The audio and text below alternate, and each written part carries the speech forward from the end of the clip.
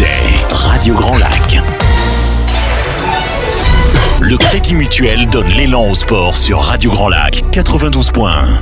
9, 2, 1, partez. L'émission 100% sport sur Radio Grand Lac. Bienvenue à toutes et à tous sur cette nouvelle émission de 9-2-1 Partez, donc l'émission sport de Radio Grand Lac qui met en avant l'actualité sportive savoyarde de notre territoire. Pour cette nouvelle émission, j'aurai le plaisir d'animer avec Ju. Salut Justine, comment vas-tu ? Super. Encore ravi d'être ici ce soir pour une émission qui annonce d'être vraiment cool, donc très contente d'être là. Écoute, c'est vrai que ça promet. Driss est également avec nous. Salut Driss, comment vas-tu ? Es-tu en forme ? Ça va super, toujours en forme. En plus avec un beau programme ce soir, donc toujours assez agréable d'être avec vous. Et oui, c'est vrai que ce soir c'est un excellent programme. En plus, c'est la dernière émission, l'avant-dernière avant la trêve de Noël. Donc c'est vrai que ça promet une émission 100% automoto. Faut finir fort. Voilà, c'est vrai que cette fin d'année. On va être au taquet. Donc une émission 100% automoto avec en première partie où nous aurons donc Michel Bonfils qui va nous présenter donc la SAC de Savoie et puis son passif et son expérience dans le rallye local, régional mais aussi national. Et puis en deuxième partie nous aurons donc le motoclub Chauttagnard avec deux membres actifs qui président donc l'association. Vraiment une chouette émission en perspective. Et enfin, nous terminerons avec les chroniques de Justine et Driss, qui nous parleront des événements sportifs à venir et puis également les résultats de nos clubs locaux. Voilà. Comme je venais de le dire, nous commençons cette première émission avec Michel. Bonsoir Michel, comment vas-tu ? Bonsoir à tous, très bien, merci de l'invitation, de parler automobile, puisqu'aujourd'hui l'automobile est un petit peu dans le rouge par rapport à tout ce qui se passe en réglementation, en écologie, enfin plein de trucs que l'on adore dans nos grandes montagnes. Malheureusement, il faut y passer, il faut s'adapter à la vie nouvelle, comme on dit. Et oui, bien sûr, c'est vrai que c'est pas forcément simple, tout ce qui est évolution, etc. En tout cas, pour nous, c'est un réel plaisir de te recevoir ici sur notre plateau à Aix-les-Bains en live chez Radio Grand Lac. Est-ce que tu peux nous quelques mots pour commencer nous parler un petit peu finalement ça fait combien de temps que tu fais du rallye et comment tu es tombé dans cette passion ? Comment je suis tombé dedans dans l'affaire familiale, puisque mon père, mon oncle étaient déjà dans l'automobile depuis quelques années. Ils ont été à la naissance de l'écurie blanche à l'époque en 1969 qui a comme organisateur technique et à l'époque on ne disait pas administratif, mais qui s'occupait de toutes les organisations et principalement sur Aix-les-Bains avec la course de Côte de Revard, avec le slalom du lac, avec le passage du rallye de Monte-Carlo dont l'arrivée de la concentration se faisait sur l'esplanade. Donc tous ces anciens qui nous ont fait un petit peu bercer à l'intérieur des voitures d'assistance entre le jerrycan d'essence et les pneumatiques de secours. Donc c'est comme ça qu'est née ma passion du sport automobile et je me suis investi après à mon tour sur cette partie, puisque je suis à l'heure actuelle le président de l'ASAC de Savoie, donc qui est l'association délégataire auprès de la Fédération française de sport automobile. Et cette ASAC de Savoie, elle a aussi un petit peu d'antériorité puisqu'elle est née en 1954, en même temps que la fondation de la Fédération française de sport automobile. Ah ouais. Et à cette époque, je rappelle encore 54, pourquoi ASAC de Savoie, puisque c'était l'association sportive de l'Automobile Club de Savoie, lequel Automobile Club de Savoie organisait le Grand Prix de Formule 1 d'Aix-les-Bains, qui a malheureusement fini dramatiquement sur les bords du lac avec l'accident, je sais plus si c'est 52 ou 54, mais enfin dans ces années-là, et la disparition du Grand Prix, puisque c'était au même titre que le Grand Prix de Reims, le Grand Prix de Pau, c'était des compétitions qui se faisaient intramuros, dont il ne reste plus qu'aujourd'hui 2 épreuves sur le territoire national, en tout cas pour ce qui est de Pau, pour la ville de Pau, ouais. Et puis de l'autre côté Monaco, mais qui est plutôt côté monégasque, mais c'était exactement les mêmes compétitions qui se faisaient à l'époque. Donc c'était quelque chose de très important. Le sport automobile a toujours, je dirais, bercé ce plateau d'Aix-les-Bains, plus que de Chambéry d'ailleurs, et toute la compétition tournait autour de la ville. Donc c'était vraiment là où est née la compétition elle-même. Ok, oui, non mais c'est vrai qu'Aix-les-Bains, on ne cesse de le répéter, mais c'est vrai que il y a une vraie dynamique autour vraiment de cette ville, que ça soit le sport auto, mais aussi le sport outdoor, etc. Le cadre est vraiment sympa. C'est vrai que j'ai lu une interview que tu avais accordée à nos confrères de la presse écrite où tu disais, je cite, « Je faisais mes devoirs entre les bidons d'essence ». Et j'ai vraiment trouvé ça vraiment anecdotique parce que ça retrace vraiment l'ADN de ta passion. Oui, c'est exact. Donc, mon père s'occupait de la préparation de pas mal de véhicules de compétition sur le plan local, dont André-Jean Mercorelli, qui était je dirais le top 1 de la série automobile de l'époque avec ses R8 Gordini. Et il est vrai que la 404 break permettait de se déplacer de course en course et d'emmener les bidons d'essence, et que le samedi soir et le dimanche soir, eh bien les devoirs se faisaient dans la voiture en compagnie de ma mère et de mon père, bien entendu. Et c'est comme ça qu'on avait été imprégné de cet ADN de sport automobile. Ah oui, génial. Donc vraiment un vrai ancrage dès le plus jeune âge dans le rallye. D'ailleurs, tu as 2 garçons qui participent également à des rallyes.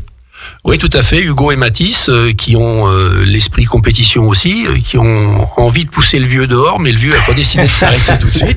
Donc là, déjà, ils le savent. On a investi dans une très belle auto, une Hyundai Rallye 2 R5, avec laquelle moi j'ai fait une manche du championnat de France cette année. Hugo a participé à pas mal d'épreuves. Il a gagné le Beaufortin. Ouais. Il aurait dû gagner le rallye de l'Épine, mais malheureusement, à 150 mètres de la ligne d'arrivée, il s'est un petit peu enthousiasmé et il a fait connaissance des rochers, il m'a pulvérisé l'auto, ce qui fait que j'ai pas pu aller au rallye du Var. Mais bon, c'est pas grave, ça sera pour l'année prochaine. En tout cas, c'est aussi formidable de pouvoir partager avec les enfants ce côté sportif, puisque quand ils sont pas derrière le volant, ils viennent à l'assistance. Quand ils sont pas à l'assistance, ils me donnent la main sur les organisations de rallye, etc. Donc c'est des vrais passionnés, c'est des bons gars. Génial, excellent. Tu as également plusieurs casquettes. Donc tu as été pilote et tu es encore pilote de rallye. Tu es également président de la SAC de Savoie et organisateur de rallye. Voilà, vraiment, on te sent impliqué localement. Et c'est vrai que j'imagine que c'est chouette, en tout cas, de pouvoir s'investir sur plusieurs plans quand on est passionné comme toi. Oui, tout à fait. Moi, j'ai pris ma première licence de compétition automobile, c'était il y a 40 ans, donc c'est pas d'aujourd'hui. Je courais à l'époque avec une Alpine Berlinette Groupe 4, et puis j'ai eu pas mal de véhicules derrière. J'ai fait mon premier Monte-Carlo en 1986, puisque la spéciale qui était retransmise en direct se faisait dans les Bauges. Ouais. L'arrivée de la concentration était Aix-les-Bains. Et de 86, j'ai fait 11 éditions du Monte-Carlo. J'ai fait 2 fois le Tour de Corse en championnat du monde, j'ai fait du championnat d'Europe, j'ai fait du championnat de France. Je roule toujours un petit peu en régional, en national aussi. Bon, plus pour le côté aujourd'hui, je vais dire fun, plaisir de conduire plutôt que de l'esprit compétition pur. Il faut pas se leurrer. À 65 ans, on n'a pas les réflexes des gamins de 18 ans, ou 19 ans ou 20 ans. Enfin, quand je dis gamins, c'est pas péjoratif, c'est parce qu'ils sont des jeunes avant tout. Oui. Et par contre, je suis un peu déçu pour eux, c'est qu'ils n'auront plus les mêmes plaisirs qu'on a eu nous à l'époque, avec des kilométrages de nuit, avec des kilométrages de spécial. Je me rappelle mon premier Monte-Carlo, on faisait en tout et pour tout pratiquement 4500 km dans la semaine, dont 950 km d'épreuves chronométrées. Ah oui. Championnat du monde des rallyes. Et aujourd'hui, le championnat du monde des rallyes Monte-Carlo, ça dure 3 jours et il y a à peine 350 km de chrono. Donc on voit vraiment la différence qu'il y a sur l'évolution. Il est clair que les voitures d'aujourd'hui vont beaucoup plus vite, elles sont beaucoup plus sécuritaires qu'elles ne l'étaient à l'époque. Avec nos R5 de type Rallye 2, donc c'est-à-dire des voitures qui sont des moteurs 1600 turbo, qui vont sortir 320 chevaux pour 1250 kg, 4 motrices. Ces voitures vont être plus rapides de 5 à 6 secondes au kilomètre que les fameuses groupes B qui sortaient 750 chevaux. Wow. Parce que la liaison au sol, parce que les pneumatiques, parce que tout ce qui tourne autour a vraiment évolué, ce qui fait que les voitures sont beaucoup plus rapides aujourd'hui. Bien que les routes n'aient pas changé. Bien sûr, c'est ce qu'il faut aussi bien penser. C'est vrai. Et quand on voit, je vais faire une parenthèse sur Rallye de Chautagne qu'on organise, Rallye Savoie-Chautagne qui se passe à Serrières en Chautagne. L'année dernière, il y a 2 ans, pas l'année dernière, il y a 2 ans, on a fait la spéciale du Colombier, du Grand Colombier, qui est la descente sur Anglefort, et qu'on a supprimé parce que là on jouait avec la correctionnelle. On a une Porsche qui nous a fait du 148 km/h de moyenne. Je dis bien de moyenne dans la descente dans la spéciale du Colombier, avec une pointe à pratiquement 215 km/h sur la partie finale dans les grandes lignes droites sur le plateau. Donc là, on a dit on va arrêter, on joue avec le feu, il faut prendre un peu de précaution. Ça va mal finir. Voilà. Après, ce qui est des organisations de rallye, c'est vrai que on a une équipe de bénévoles autour de nous. Aujourd'hui, la ZAC de Savoie est la première ASAC de Rhône-Alpes. On a 418 licenciés. C'est vraiment une satisfaction. C'est qu'on apporte quelque chose aux licenciés, sinon ils ne viendraient pas. On a des licenciés de tout Rhône-Alpes qui prennent la licence à la ZAC de Savoie. Et ce qu'il nous manque cruellement aujourd'hui, on va faire un petit appel au peuple, c'est que si les gens ne peuvent pas participer en tant que compétiteurs, on a quand même toute la partie organisation. On a besoin de commissaires, on a besoin de bénévoles, on a besoin de gens qui auraient envie de découvrir le rallye par ce biais-là, et puis peut-être un jour aller un peu plus loin pour pouvoir participer dans une voiture où ou dans des essais par exemple. Ouais. Il est vrai que le côté bénévole, nous, c'est des choses qu'on cesse de rappeler quasiment à chaque émission. C'est vrai que quasiment dans l'intégralité des sports, que ce soit le sport outdoor, le sport auto, tout type de sport ou d'association caritative, il manque plus que jamais des bénévoles, des personnes qui s'investissent 1 heure de leur temps, ou plus ou moins, ou bien à distance. Sur diverses tâches, et c'est vrai que ça on cesse de jamais assez le dire. En tout cas, si les personnes en tout cas souhaitent s'investir, que ce soit dans le sport auto notamment, par le biais de la SAC de Savoie ou autre, en tout cas dans le sport automobile. Tout à fait, on les attend avec plaisir. N'hésitez pas à contacter Michel. Et puis ce week-end, on sera exposant sur le rallye moto rétro de Chambéry, organisé par le club La Manivelle. Donc on a fait un hall spécifique compétition avec tous les types de véhicules qui peuvent exister, du karting en passant par le drift, la course de côte, le rallye moderne, le rallye ancien, etc. Et on a axé principalement notre stand avec beaucoup de diffusion d'informations, justement pour présenter le rôle du commissaire, que ce soit un simple commissaire de route jusqu'au directeur de course et directeur PC, tout ça, etc. Le PC, donc il y a des choses à prendre là-dessus. Driss, tu voulais nous poser une question ? Ce message a pour objectif de maintenir aussi la bonne santé et l'entité savoyarde pour le rallye. J'ai beaucoup vu passer le message Horizon 2027. Du coup, avec le lien avec votre mandat, est-ce que vous pouvez nous parler du coup de la suite et de ce que vous envisagez à la tête ? Oui, tout à fait. Je rêve depuis des années d'organiser la finale de la Coupe de France des rallyes. Donc cette finale de la Coupe de France représente la participation des 19 ligues de France et d'outre-mer, des dom-tom. C'est à peu près 250 concurrents qui se qualifient dans leurs ligues respectives et qui vont venir s'affronter sur une épreuve pour obtenir le gain de la Coupe de France. C'est ni plus ni moins que le championnat de France amateur. Donc on va organiser cette manifestation le 3e week-end du mois d'octobre 2027 à Chambéry, au parc des expositions, parce qu'on a besoin d'infrastructures, etc. On va essayer de rayonner un petit peu sur des épreuves un petit peu nouvelles autour de Chambéry qu'on va créer et seront déclarés vainqueurs et champions de France amateur, et bien le premier du scratch de cette épreuve de 2027. Et puis pour moi, ça posera un petit peu l'échéance à dire, c'est temps de passer la main. J'aurai bientôt 70 ans, donc peut-être à la place à d'autres. Et surtout, très important, c'est les 75 ans de la SAC de Savoie. Donc ça a double objectif, c'est de fédérer autour de cette ASAC qui mérite de perdurer et de continuer avec les membres qui y sont présents. Et puis en même temps, d'apporter cette grosse manifestation sur Chambéry. Et quand je dis Grand Chambéry, c'est aussi Grand Lac, c'est aussi Grand Chambéry, c'est bien sûr, c'est l'association de l'intercommunalité.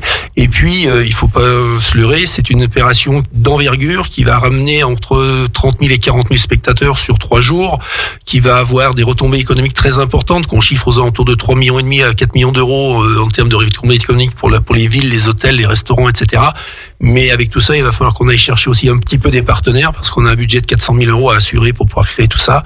Et ma foi, on va se mettre au boulot à partir de demain, puisque ça sera la présentation officielle au salon avec la nouvelle affiche. Et on espère, en tout cas, avoir peut-être un pilote savoyard qui décrochera cette timbale et qui gardera. Alors je peux vous dire qu'il y en a déjà 2 chez moi. Ils sont à fond dans les manettes. 2 fistons. Ils sont à se dire, on va se qualifier. Oui, qualifiez-vous. Après on verra, parce qu'il faut quand même marquer des points. Ça serait une belle surprise. Ça serait une belle surprise, mais bon, on a plein de jeunes qui vont bien, et je voudrais tirer un petit coup de chapeau ce week-end à Lucas de l'Armezin, le grand Lucas, qui est originaire de Maurienne et qui vient de décrocher le volant officiel Peugeot pour la saison prochaine. Et c'est une très belle récompense pour cette famille qui est aussi depuis longtemps dans le sport automobile. Et franchement, je suis très heureux pour eux. C'est bien. Mais on a eu aussi plein d'autres titres. On a eu Favre avec sa Porsche en endurance. On a son fils sur une autre catégorie en GT. Donc en endurance aussi, ils sont champions d'Europe tous les deux. Donc voilà, on a un vrai vivier de sportifs et de sport automobile dans la région. On vous souhaite de finir sur 2 belles notes du coup en 2027. Oui. Bon, de là à avoir un fils qui décroche la timbale et le père qui organise le truc, faut pas non plus exagérer, mais ça aurait pu être un rêve, un doux rêve. Non, mais c'est vrai qu'une fois de plus, c'est vrai que tu le soulevais, mais en effet, on a vraiment la chance d'avoir notamment Lucas. Je pense aussi au frère Joram. Ça reste des jeunes qui font partie de la SAC et qui sont, je pense, des futurs grands champions, en tout cas des futurs grands pilotes du championnat de France, je pense. En tout cas, ils en ont, je pense, les capacités. Ce sont des pépites montantes. Et c'est vrai que nous, ce qui nous fait plaisir, c'est qu'ils sont locaux avant tout. Voilà, mais surtout ce qu'il faut dire, c'est que quand les frères Joram, les frères Bonfils, les frères Duc, d'Armezin sont tous réunis au même endroit sur un même rallye. Il y a surtout une chose où il faut éviter d'être trop présent, c'est à la fin du rallye, c'est à la buvette. Parce que là, ils font tous au scratch. Ça, c'est clair, c'est infernal. Non, mais ce qui est chouette aussi, c'est que ça reste un sport finalement où il y a aussi cette capacité à être très humble. C'est vrai qu'on a quand même certains pilotes quand même qui jouent beaucoup de confiance en soi pour être. Ouais, complètement. Il y a une part de mental qui est très importante. Mais moi, ce que je trouve formidable avec les jeunes, c'est exactement ce que l'on a fait nous entre parents, puisque Thierry courait en même temps que moi, Fabrice Darmezin courait en même temps que je courais en régional. Il y a plein de gens qui tournent autour et dont les enfants sont aujourd'hui sur le devant de la scène et ils reproduisent. Alors c'est pas un hasard non plus, c'est peut-être parce qu'on leur a donné un petit peu aussi cette envie de faire, mais le casque sur la tête, effectivement, c'est la compète, c'est le chrono, c'est chacun pour soi, mais par contre, dès qu'il y en a un qui a un problème, dès qu'il y a quelque chose qui se passe, ils sont très solidaires entre eux, et c'est un vrai sport d'équipe. Pour certaines personnes, le sport automobile est un sport individuel, parce qu'on ne parle que du pilote, mais il faut pas oublier qu'il y a un copilote, il y a des mécaniciens, il y a des préparateurs, il y a vraiment toute une équipe derrière, c'est pas un sport individuel. Justement, vous parlez de ce que vous avez inculqué peut-être à vos enfants. Qu'est-ce qu'il faut en fait pour devenir un bon pilote? Qu'est-ce que vous avez inculqué au final à vos enfants pour qu'ils soient les plus performants? Enfin, c'est quand même un sport à haut risque. C'est vrai que je pense que pour vous en tant que père, ça va être assez compliqué de les voir conduire parfois. Je suis vraiment fan de sport auto et de me dire qu'il y a autant de risques dans ce genre de sport. Qu'est-ce que vous inculquez au niveau mental et surtout au niveau physique et puis surtout au niveau du talent? Je dirais que le talent est avant tout un don. C'est-à-dire votre don, du coup. Le mien, non, c'est le leur avant tout. C'est-à-dire qu'ils ont hérité peut-être de certains gènes qui font que, mais certains ont beau s'entraîner tous les soirs, ils n'arrivent pas à faire des performances. Et il y en a d'autres sans rien faire. Je dirais même que plus on est feignant dans ce sport et mieux ça marche par moment. Après, les techniques aujourd'hui ont changé au niveau des reconnaissances. Par exemple, les reconnaissances, c'est beaucoup de vidéos, c'est beaucoup de travail de vidéo, etc. Et moi, je suis pas de la génération vidéo, donc on rigole régulièrement. Parce que je vais vous citer une petite anecdote. Là, je fais le rallye d'Antibes au mois de mai. Ça faisait 3 ans que j'avais pas roulé. C'est une épreuve du championnat de France. Je finis 20e du général et je gagne le trophée européen. Donc la cerise sur le gâteau. Je m'attendais absolument pas. Et j'ai des jeunes qui viennent me voir, ils me disent mais comment tu fais, machin, etc. Je dis écoute, toi, regarde mon cahier de notes, c'est mes notes de la 306 Maxi que j'ai pris en 2003. Wow. La classe. Voilà. Les routes, elles ont très les peu. Meilleures méthodes. Les routes ont très peu évolué. Mais après, il y a tout un feeling, un savoir, etc. Mais c'est avant tout, il y a peut-être un don quelque part. Il y a quelque chose qui est inné dans le sport auto. Après, les jeunes, bien sûr qu'ils ont une préparation physique où il faut qu'ils soient un petit peu plus au top parce que les voitures sont très exigeantes. Elles demandent beaucoup d'efforts. Et il est vrai que on est tous très inquiets quand les gamins ont le casque sur la tête et qui roulent. Et je pense que là où c'est le plus pénible, c'est quand on est sur le même rallye, qu'on a chacun une voiture et qu'on fait les compétitions au même moment ensemble. Moi, je sais que ça me pourrit mon rallye, donc maintenant c'est fini. Ils roulent. Je roule pas quand ils roulent et comme ça va très bien et on est mieux. Mais effectivement, les jeunes aujourd'hui, ils ont l'avantage d'avoir des voitures beaucoup plus performantes que l'on avait. Elles sont plus sophistiquées, elles demandent plus de réglages, plus de finesse. Donc tout ça fait que quand on a un pilote qui comprend la réaction de sa machine, comment il faut la régler, comment il faut aller devant, plus le don un petit peu qu'il y a derrière, ça fait des résultats. Ça, c'est très clair. Et quand vous dites performante, c'est pas forcément rapide pour ceux qui nous écoutent, c'est plutôt la tenue de route, de certains caractères comme ça. Ouais, tout à fait. Aujourd'hui, on a des voitures, rien ne sert d'avoir 500 chevaux sous le capot si la puissance ne passe pas aux roues. Donc, à partir du moment où on a la bonne liaison sol avec les pneumatiques qui vont bien au bon moment, avec les suspensions qui sont réglables, on a des suspensions qui se règlent au 10e de millimètre en fonction de l'état de la route, de la température des pneus. Enfin, il y a plein de paramètres qui viennent dedans. Et ça, on n'avait pas autrefois. Ça n'existait pas sur les voitures anciennes. Oui, c'est vrai qu'il y a une réelle évolution en termes de pneumatique et puis même, comme tu le rappelais, aussi des évolutions pour les reconnaissances. D'ailleurs, une petite question, comment finalement je sais pas, est-ce que tu t'entraînais une fois semaine? Enfin, comment se passaient tes entraînements? Alors, déjà, moi, j'avais pas beaucoup de temps parce que j'étais très pris avec mon travail à l'époque. Je faisais du dépannage remorquage jour et nuit.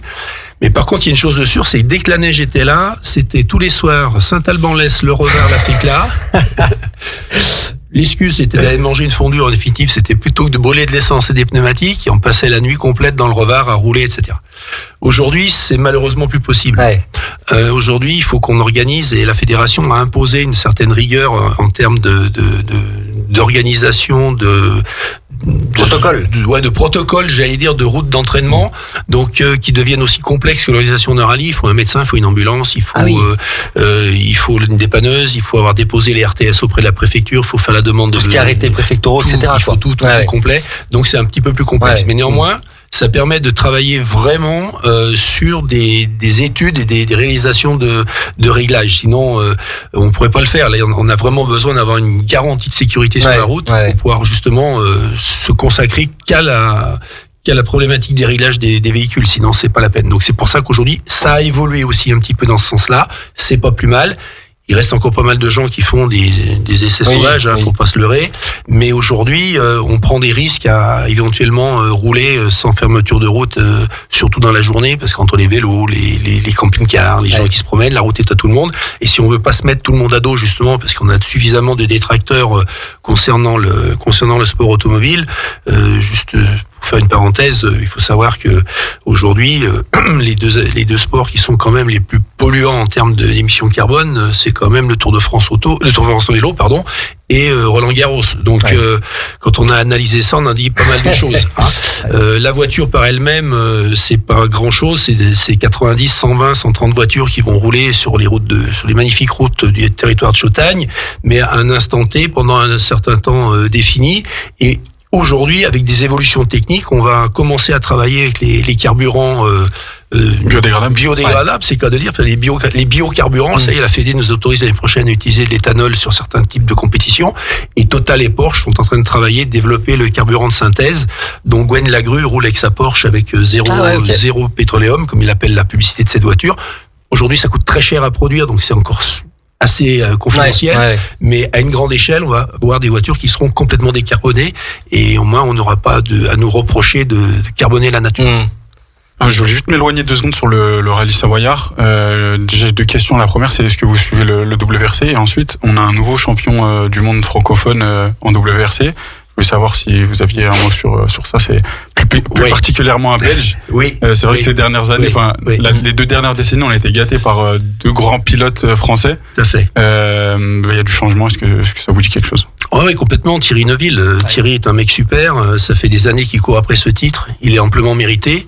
Et j'en suis d'autant plus heureux qu'il l'obtient avec Hyundai. Donc, étant chez Hyundai aussi, on en prend un petit peu au passage.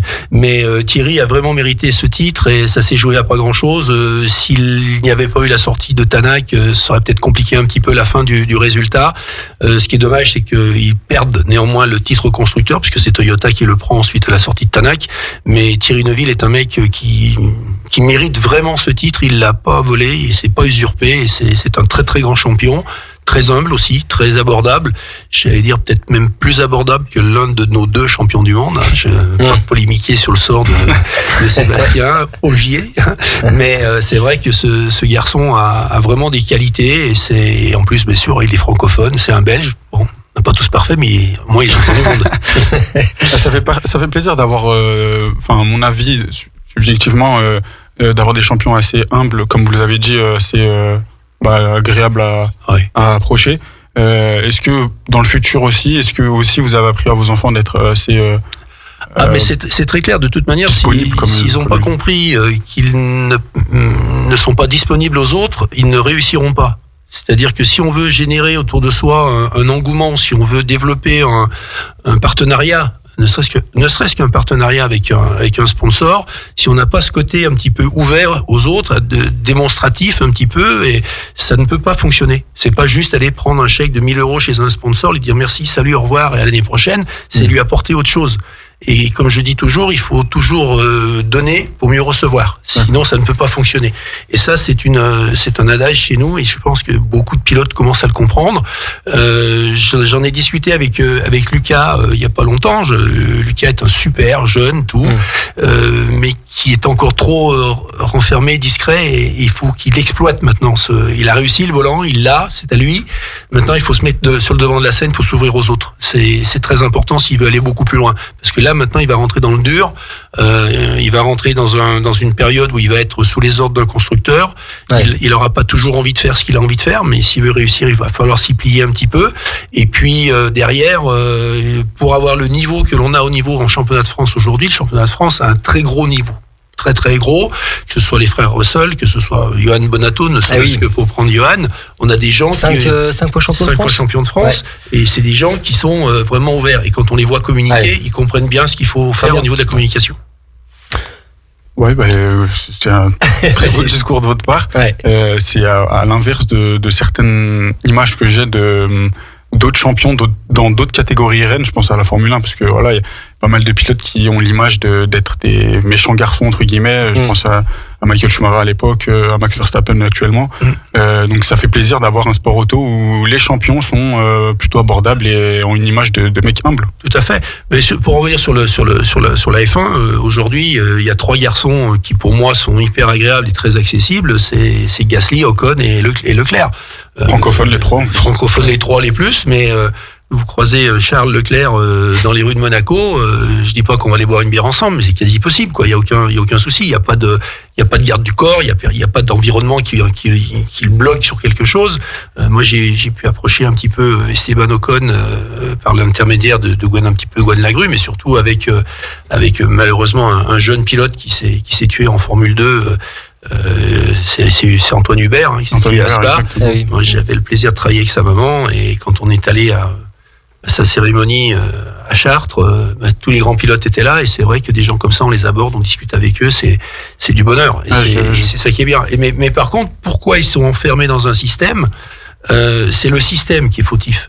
C'est la FIA qui est fautive. C'est la FIA qui met des barrières, qui oblige à payer pour faire tel truc, qui oblige à payer pour une amende à la con, pour un règlement nul. Moi, je vois pas pourquoi on peut mettre 15 000 balles d'amende à un gars parce qu'il y a 5 cm du pneu qui dépasse de la ligne jaune. Je veux dire, faut arrêter les conneries. Voilà. Et le drame, c'est ça. Et on a failli avoir ça au niveau de la FFSA. Aujourd'hui, on a un nouveau président qui a pris la place. Il va y avoir beaucoup de changements au niveau de la Fédé. On va avoir maintenant des actions qui vont redescendre sur le terrain. On va pouvoir construire différemment le sport automobile. Il va y avoir beaucoup d'évolutions. Je confirme totalement vos propos par rapport aussi à Charles que j'ai pu rencontrer, avec qui j'ai pu parler. C'est vrai que c'est toujours agréable d'approcher des pilotes qui sont autant convoités et avec autant de talent. Enfin, que ce soit dans tous les sports auto, c'est vrai que c'est flagrant. Tout à fait. Et c'est là que c'est bon. C'est pour les jeunes, surtout les gamins, les jeunes de 12, 13, 14 ans qui commencent un peu par le karting, qui commencent à rêver de sport automobile. Maintenant, avec le fait du permis de conduire à 17 ans, ils peuvent enfin faire des premières compétitions de rallye à 17 ans, alors qu'avant, il fallait attendre 18 ans révolus, il fallait plein de choses, etc. On a des formules de promotion qui marchent formidablement bien. On a ce week-end à Lyon la qualification du rallye jeune, l'opération rallye jeune sur le circuit Actua, donc ça va encore aller chercher de nouveaux talents.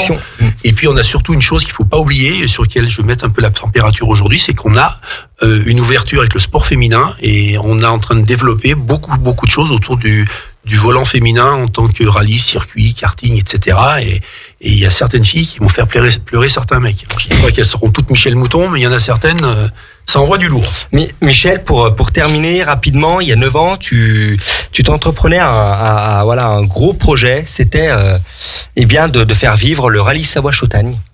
Oui, alors 9 ans plus tard, il est toujours en marche, il est en fort engouement. Il est toujours en marche, il a sur un territoire d'exception qui est la Chautagne. Raconte-nous. Un territoire d'exception. C'est très simple. Rallye de Chautagne, comment est né Rallye de Chautagne, Savoie-Chautagne? Tout simplement parce qu'on était organisateur du rallye de l'Épine-Mont-du-Chat à l'époque avec le Team 73.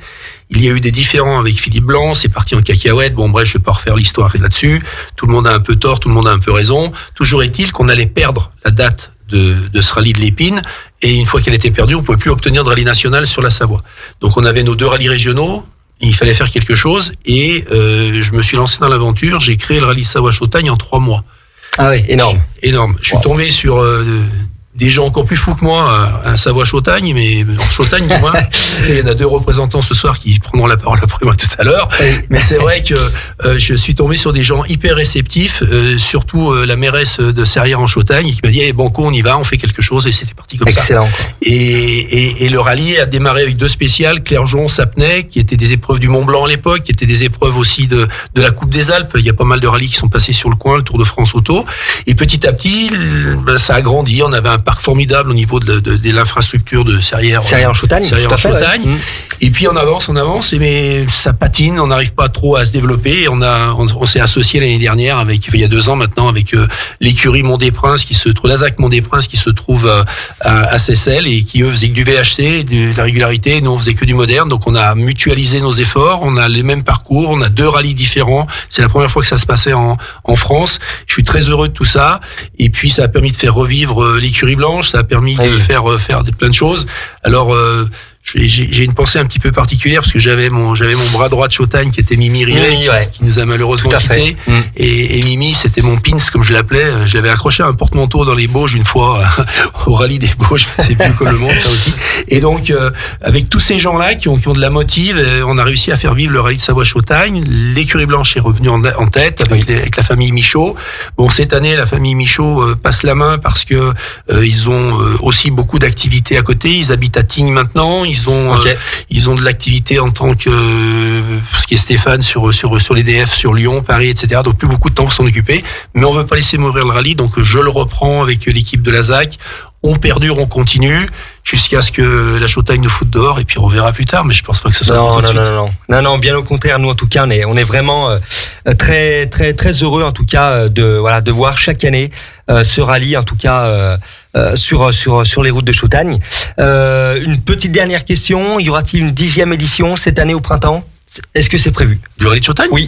Ah bah bien sûr. Excellent. Non, tout est en place, on est en train de travailler dessus avec des nouveautés encore et non, on est là. Excellent. Et ben voilà, en tout cas, est-ce que tu peux peut-être nous donner la date? Est-elle fixée ou pas encore? Oui, c'est le week-end de mai, je crois que c'est le 26 et 27 mai de mémoire. OK. De mémoire, c'est ça, c'est le 26-27 mai, donc logiquement, si je me trompe pas, ça doit être dans ces eaux-là, oui. Même week-end que le Grand Prix de Formule 1 de Monaco, du coup. C'est malheureusement tous les ans pareil. Ah ouais? Ouais. Mais la Chautagne reste prioritaire, bien sûr. ouais, tout à fait. À la télé. Vous avez de la chance, je rentre pas dans une Formule 1. Non, mais voilà, écoute, en tout cas, un grand merci, Michel, d'être venu à nos côtés ici, sur le plateau de Radio Grand Lac, Aix-les-Bains. Nous, on a vraiment apprécié. Voilà, merci à vous. Je pense qu'on aurait pu encore discuter des heures. Oui. Parce que tellement que c'est passionnant, tu es passionnant. Voilà, je pense qu'il faudra que tu reviennes parce que voilà, je pense qu'on n'a pas eu le temps de balayer les 3/4 des questions que j'avais sous le coude. Vraiment, c'est très agréable, en tout cas. On fera un spécial Chautagne. Voilà. Et puis, en tout cas, voilà, nous, on te souhaite en tout cas une très belle continuation. Voilà, dans tes divers projets. Et puis écoute, tu es le bienvenu en tout cas quand tu veux sur notre plateau. Les amis, on fait une petite pause musicale et on se retrouve dans quelques minutes. Merci. Le Crédit Mutuel donne l'élan au sport sur Radio Grand Lac 92.1. 9, 2, 1, partez. L'émission 100% sport sur Radio Grand Lac. Et de retour, dans l'émission 9-2-1 partez, l'émission sport de Radio Grand Lac.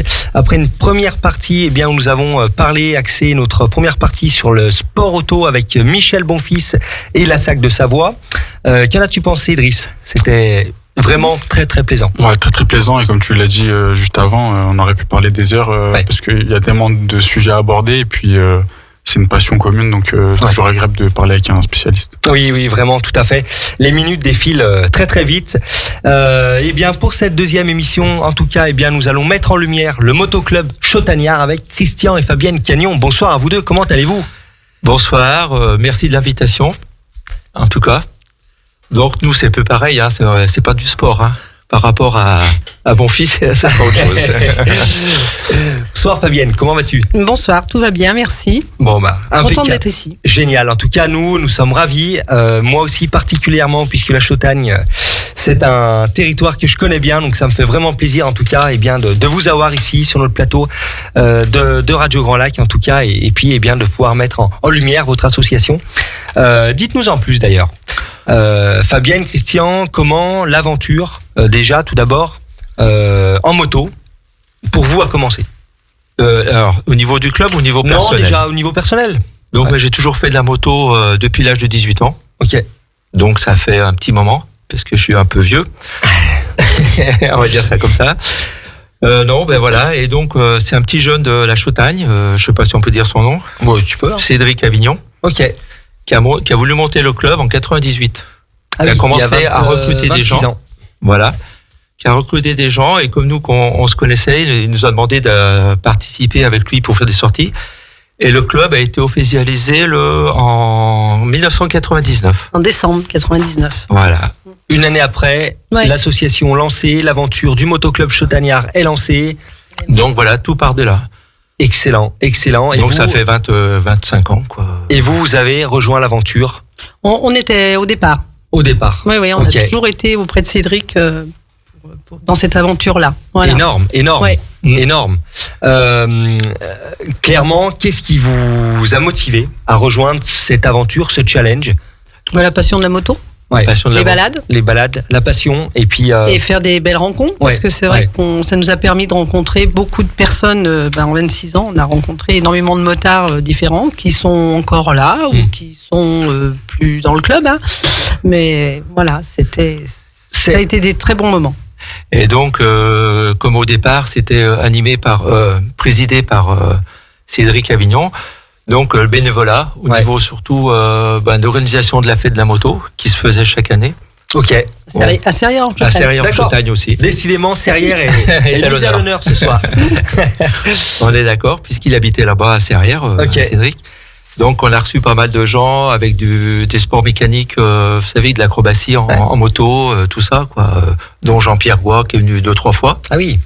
Donc ça animait bien la journée du dimanche, quoi. Et clairement, désormais, tu es toi, Christian, le président. Alors donc Cédric a voulu arrêter, ce qui est personnel, normal. En 2008, j'ai repris la présidence. J'ai dit je suis un peu comme mon fils, hein, je prends de l'âge.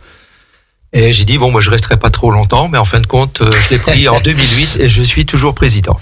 Voilà. Excellent. Et donc, Fabienne est également, moi, je suis secrétaire depuis 2004. Ouais. Voilà. Donc ça fait 20 ans. Wow. 20 ans qu'elle est secrétaire au motoclub. C'est pour ça qu'elle vient, parce que comme ça... Un chouette investissement. Voilà. Et pour vous connaître aussi sur Ruffieux, je sais aussi à quel point vous êtes investi pour la commune et pas que pour cette association. Donc voilà, ça me fait aussi d'autant plus plaisir de vous accueillir, en tout cas sur notre plateau. Pour revenir en tout cas au motoclub, parlez-nous également des diverses actions auxquelles vous participez. Peut-être, je pense à la fête de la musique à Ruffieux. Donc on organise la fête de la musique depuis 2016.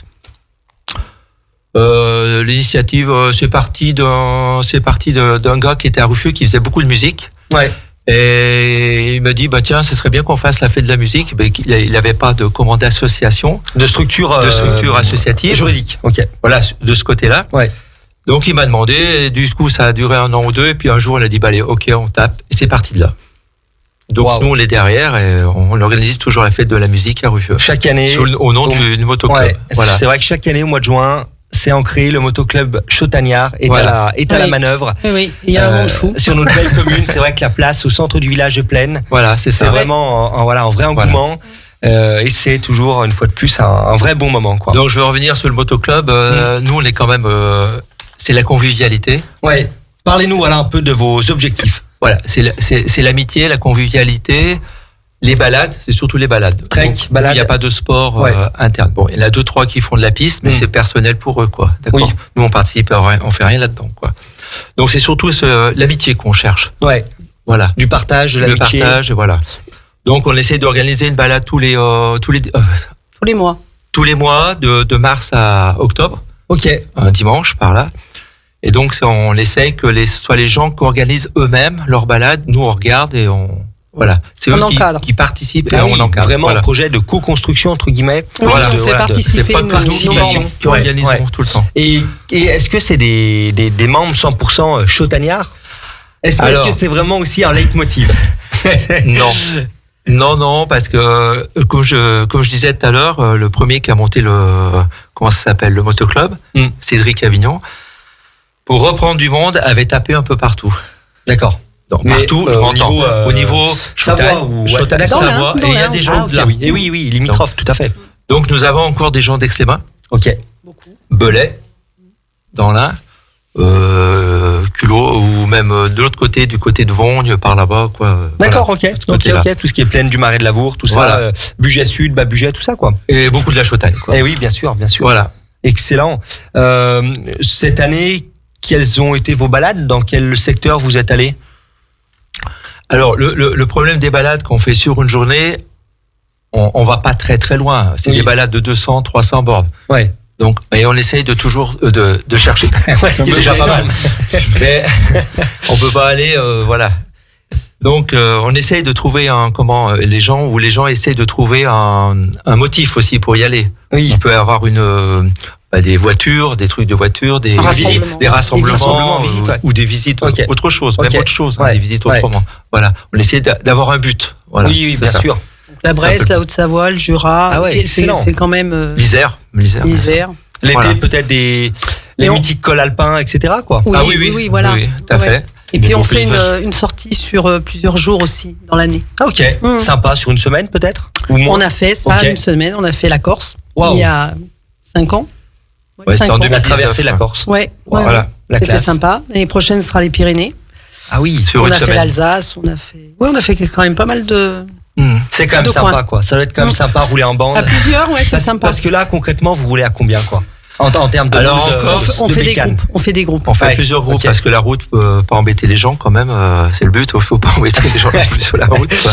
On va pas faire des kilomètres de queue. Bien sûr. Voilà. Bien sûr. Donc après, nous sur la route, on reste cool. Hein. Oui. Le but aussi. Hein. Faut pas non plus. Voilà. Non, on fait des groupes comme la Corse. On avait fait 3 groupes. Ok. On était quand même 28 motos, je crois. Ok, sympa. 28 motos. Donc on a fait 3 groupes et on se rejoint pour manger et le soir. Voilà, c'est ça. Oui, avec des points et puis surtout, partager des vrais bons moments. Voilà. Ensemble. Parler bécane. Parler local, c'est ça. Parler mais voilà, c'est ce qui est sympa, quoi. C'est aussi découvrir les produits locaux, découvrir les routes, les très beaux paysages où c'est que vous roulez. Parfois peut-être compliqué, j'imagine. C'est arrivé. Quelques galères. Oui, on se retrouvait dans des chemins de terre, mais ça c'est le GPS à Christian. Non, et du coup on a fait la connaissance aussi d'autres motoclubs, donc dans l'Aveyron. Ah ouais, ok. Qu'on a connu en 2014 par le hasard, qui m'a appelé un jour, le président m'a appelé et il nous a dit qu'il voulait visiter la région. Ah ouais. Donc on lui a donné il cherchait des logements et tout et des balades. Ouais. Et du coup on est restés copains et ils viennent chez nous et on se retrouve. Oh, et dans le même cas, donc ils étaient copains avec un motoclub sartois et on est devenus copains avec eux et eux viennent là et nous on va chez eux aussi. Une sorte d'alliance. C'est une alliance de 3 motoclubs. Ouais, voilà, excellent. De 3 clubs et d'énormément de passionnés. Et ça fait 10 ans que ça dure. Ouais, c'est génial. Oui, vraiment. On se retrouve chaque année. Quelque chose de durable et sain, quoi. Cette année on s'est retrouvés en Aveyron, donc on est passé 4-5 jours chez eux. Voilà. Ah ouais. Ils organisent tout, on fait des balades chez eux, ils organisent et voilà. Ah, ça doit être se retrouver le soir pour faire un peu la fête, quoi. Ouais. Parce que les motards, ils aiment faire la fête aussi. Voilà, c'est ça. L'ambiance, quoi. La danse et, comme disait mon fils, la buvette. Ah ouais, bien sûr. Oui, non, mais l'un ne va pas sans l'autre. Voilà, c'est ça. Et après, plutôt. Oui, après. Et puis, on bien est sûr, d'accord, toujours avec modération, bien sûr. On est d'accord, bien sûr. Le soir, quand on ne reprend pas les motos. Voilà.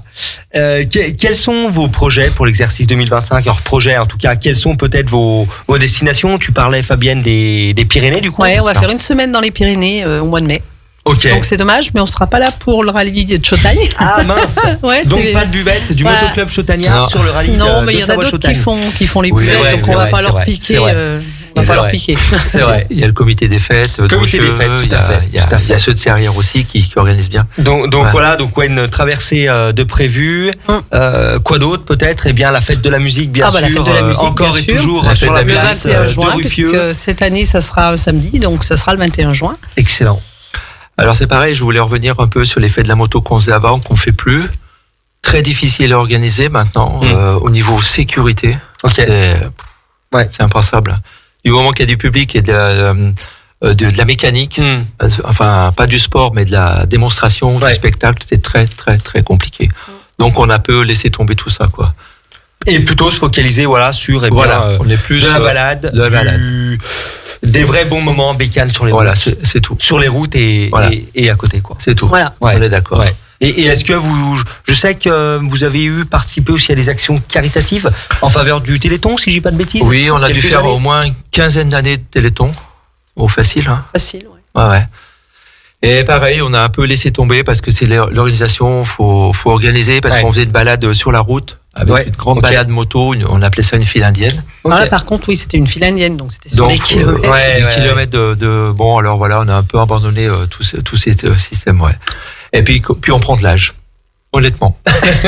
Oui, mais quand bien même vous restez actif sur notre territoire et avec toujours autant de passion et d'engouement, donc qu'importe l'âge. On fait d'autres choses à côté, on s'occupe avec la cave coopérative, alors voilà, de Chautagne, enfin je le dis, mais bon. Voilà. Et puis voilà aussi, je sais que vous êtes investi, enfin je le répète, mais aussi toujours dans plein de beaux projets au niveau de la commune de Ruffieux et puis même au sens large de notre territoire. Donc c'est chouette. En tout cas, bravo, parce qu'on en parlait en tout cas avec Michel. Tout ce qui est bien bénévolat, personnes qui s'investissent pour différentes associations ou projets, et bien désormais cela se fait rare. Donc moi en tout cas, je vous félicite encore parce que bravo pour le temps que vous donnez, l'énergie, parce que voilà, cela se fait rare en tout cas en 2024. Quoi. Comme on dit chez nous, la Chautagne, ça vous gagne. Exactement. Exactement. Donc, en nombre d'adhérents, cette année, on est 46, cinquantaine, je crois, à peu près. Oui, c'est ça.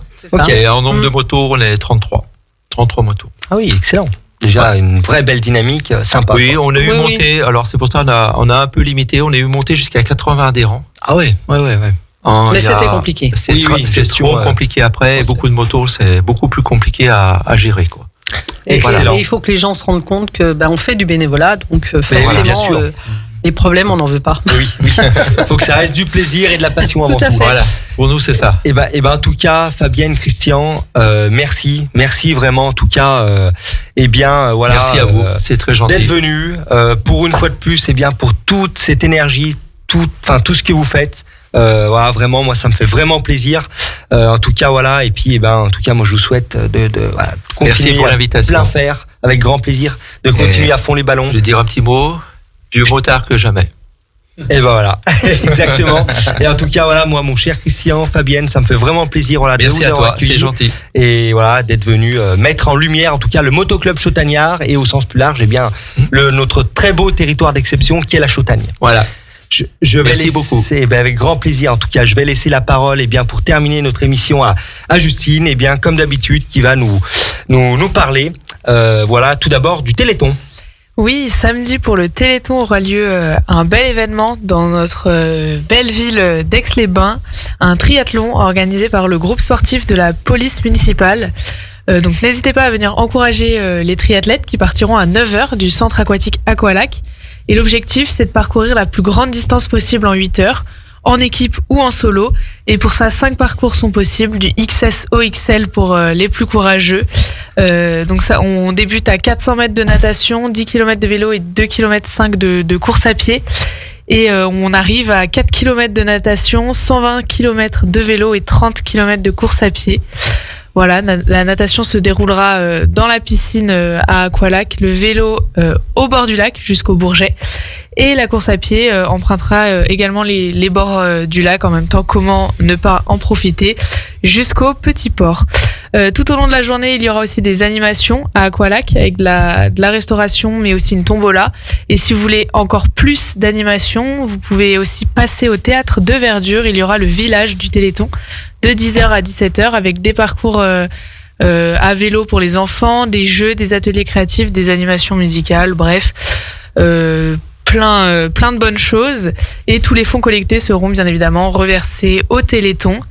Mais ce n'est pas fini. Si vous êtes plus proche ou que vous préférez l'aviron, vous pouvez aussi vous rendre sur Annecy où il y aura une compétition d'aviron indoor qui débutera demain à 18h et elle se déroulera toute la journée de samedi avec le podium et la remise des récompenses à partir de 18h30.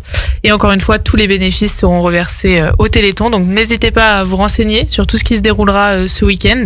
Je sais qu'il y a plusieurs villes qui organisent des événements pour le Téléthon, que ce soit Chambéry, Barbie, Cognin. Donc voilà, renseignez-vous, c'est vraiment une bonne occasion de profiter de la bonne humeur tout en faisant une belle action. Excellent.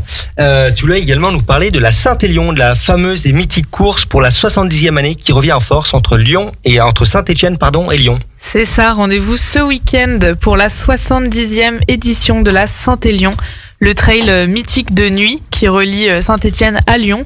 Plus de 20 000 inscrits sur 8 parcours différents. La plus connue, bien évidemment, c'est 83 km de course avec 2300 mètres de dénivelé. Les premiers départs seront à 23h30 et d'autres courses plus courtes auront lieu.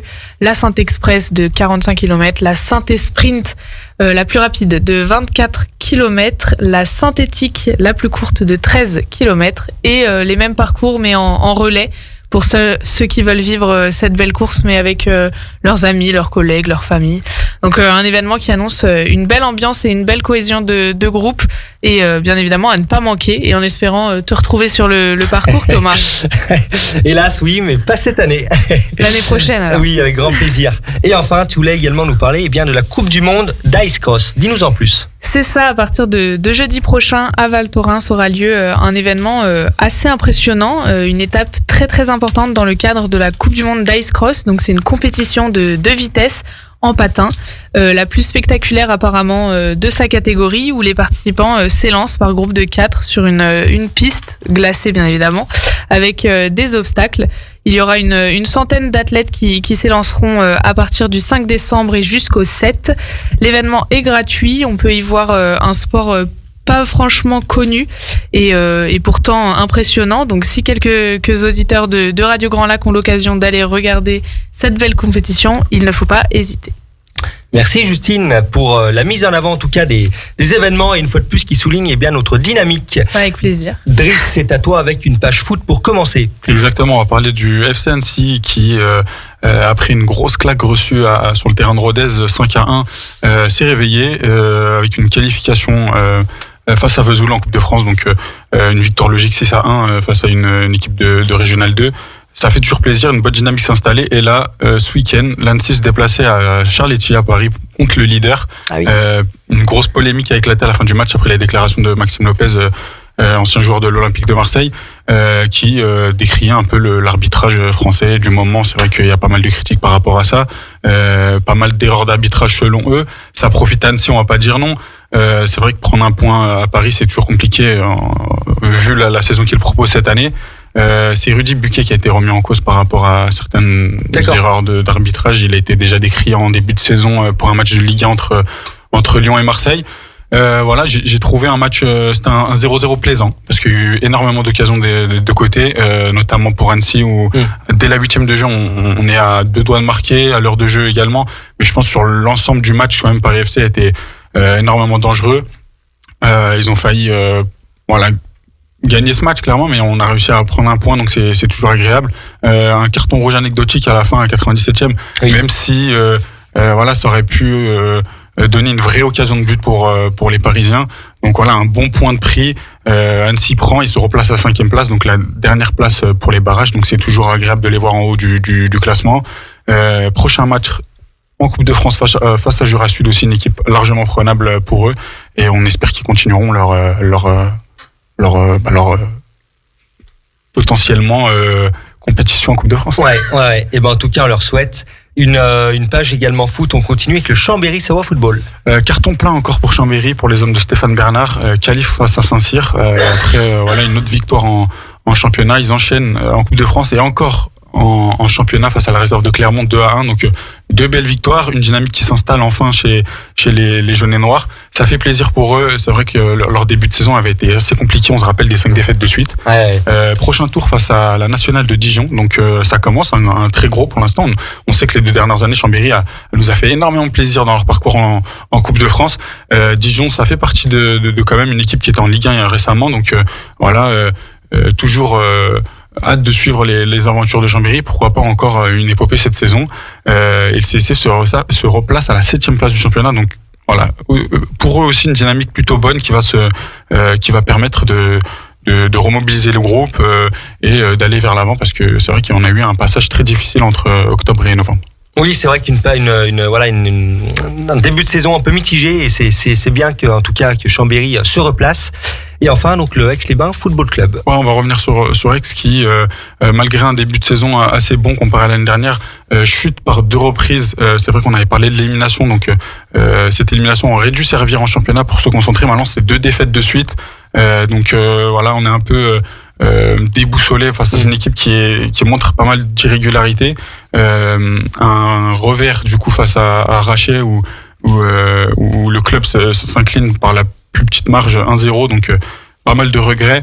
Quant à l'autre match où Rafik Eslassi expliquait que il était très énervé à la fin du match. On sait que l'équipe essaye d'aller vers l'avant et stoppée par le foot en général. C'est vrai que ça nous sourit pas tout le temps. Je vais reprendre ces mots parce que je trouve ces derniers temps qu'il a toujours les bons mots par rapport à son équipe. Il se ment pas, il a toujours les bonnes paroles, il a la légitimité de parler de son groupe parce qu'il le voit, parce qu'il connaît le foot. Bien sûr. Et c'est pas le cas pour tous les coachs et même au monde professionnel. Alors je le cite, le résultat est vraiment rageant. Surtout, il n'est pas mérité sur l'ensemble du match. Même un score de parité aurait été frustrant d'ailleurs. Au final, on ne peut pas gagner. Il faut savoir ne pas perdre. Le groupe saura tirer les enseignements de cette rencontre. Donc, il sait aussi remobiliser ses troupes. Il sait aussi prendre ce que le groupe n'a pas fait. Et voilà, je pense que malgré que les résultats ces dernières années n'ont pas été au mieux au niveau tactique, en tout cas au niveau de la causerie, je pense que c'est quelqu'un qui sait remuer ses troupes et sait diriger le club vers le bon endroit. Oui, des mots justes pour continuer de remonter avec une vraie dynamique. Avec des paroles très lucides, il est clair. Avec bienveillance et bon sens. Quoi. Exactement. Une page basket avec le ex-Maurienne Savoie Basket. Voilà, on avait reçu Kenny Grant et Christopher Dobie il y a un mois maintenant. Tout à fait. Il nous parlait de bien finir avant la trêve. Malheureusement, ça n'a pas été le cas. Une élimination en Coupe de France est suivie d'une défaite face à Boulazac de 11 points. C'est vrai que maintenant, ils ont le statut d'équipes qui sont haut de tableau. Donc, il faut gagner ce genre de match face à des concurrents directs pour les playoffs. Boulazac était juste derrière eux avant la rencontre. Malheureusement, ils n'ont pas fini fort comme ils le voulaient avant la trêve. Et finir sur une défaite, c'est pas toujours agréable. On espère qu'ils arriveront à relever la tête très vite. C'est une équipe qui nous a fait tellement plaisir la dernière fois au phare et on espère qu'ils vont continuer sur cette bonne lancée. C'est vrai que ces derniers temps, c'est une équipe qui combinait super bien, qui avait énormément d'automatismes, qui jouait avec pas mal d'insouciance. Bien sûr. Donc on attend leur prochain déplacement en Tchib. Donc une équipe qui est aussi bien placée, juste derrière au classement 6e. Eux restent 5e en 9 victoires, 4 défaites. Ah oui, donc un match intéressant à suivre. Un point hockey sur glace avec les éléphants de Chambé. Ça ne va pas du tout pour nos éléphants ces derniers temps. C'est vrai que ça commence à être très dur. 3 défaites de suite, dont une élimination en prolongue face à Nantes, sur la patinoire de Nantes. Donc c'est vrai que il n'y a plus la même optique que l'année dernière. Ils ont plus trop cette alchimie, ça ne va plus du tout. C'est vrai que les défaites s'enchaînent. Ils n'ont plus forcément la magie qui les ont amenés en finale l'année dernière. Il faudra reprendre le bon bout dès la semaine prochaine. Et oui, puis d'autant plus que avec un nouveau cycle, beaucoup de choses ont changé dans le staff et de manière générale, en tout cas. Donc on leur souhaite de repartir de l'avant. Et enfin, le handball avec la team Chambé. Exactement. On a eu 2 matchs à domicile. Tous les 2 perdus, on notait il y a 2 semaines leur difficulté à remporter des matchs au phare et ces problèmes continuent avec une défaite face au Tremblay d'1 point, donc très regrettable, avec un match très discuté. C'est vrai qu'on a l'habitude que Chambéry prenne pas mal de matchs compliqués où il faut aller jusqu'au bout de soi-même, des victoires aussi références. On a l'habitude de voir un Chambéry qui pousse au bout ses adversaires, arrive à gagner les matchs serrés. Et puis on a eu le match de l'année au phare face au Paris Saint-Germain qui a été encore une fois surclassé par une équipe du PSG très complète, toujours leader de la Star League. Je dirais que c'est une victoire logique des Parisiens, mais on n'a pas assez existé, une défaite de 6 points. Je pense que pour avoir des ambitions cette saison, il faut les embêter plus sur un match, sur une heure de jeu. Et, il faut être un peu meilleur pour espérer les places européennes comme on l'avait ces dernières décennies. Donc il faut un peu plus. Là on est 14e, donc ça commence à être dangereux. Bientôt la lanterne rouge. Exactement, donc il va falloir se relever. Chambéry, c'est emblématique. C'est une équipe qui doit rester en Star League, qui doit rester en Ligue Rennes. Donc on leur souhaite de vraiment se réveiller, de trouver de la régularité et retrouver le ventre mou. Voilà, cette année, ça va être compliqué d'accrocher l'Europe. On sait qu'ils sont toujours en lice pour la Coupe de France. Oui. Donc c'est aussi une option, comme on nous l'avait dit en début de saison, le coach et son assistant. Donc, on est derrière eux et il faut absolument que l'équipe de Chambéry reste en Star League. C'est inconcevable de les voir C'est descendre. inévitable. En effet, merci Driss en tout cas pour ton retour et puis ton analyse sur tout ce qui est nos grandes équipes locales. Voilà les amis, il est déjà l'heure en tout cas de se quitter, de rendre l'antenne. Merci Driss. Et Justine, en tout cas, j'ai pris encore beaucoup de plaisir. Merci également, je le répète, mais Michel, Christian, Fabienne, voilà, d'être venus à nos côtés. Merci à tous. On se retrouve dans 15 jours, même heure, même endroit, pour la dernière avant la trêve hivernale, sur le plateau de Radio Grand Lac et bien évidemment sur 92.1 FM. Radio Grand Lac.